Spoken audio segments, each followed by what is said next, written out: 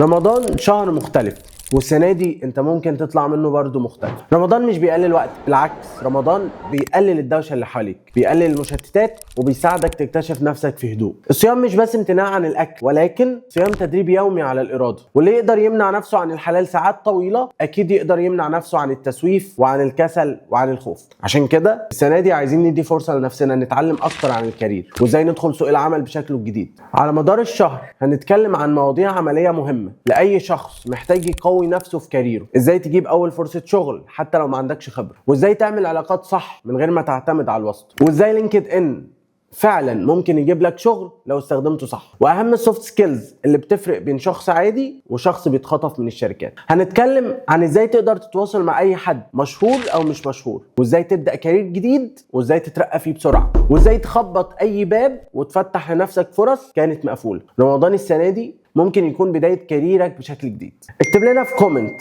اكبر مشكله بتقابلك ايه عشان نتكلم عنها في الفيديوهات الجايه.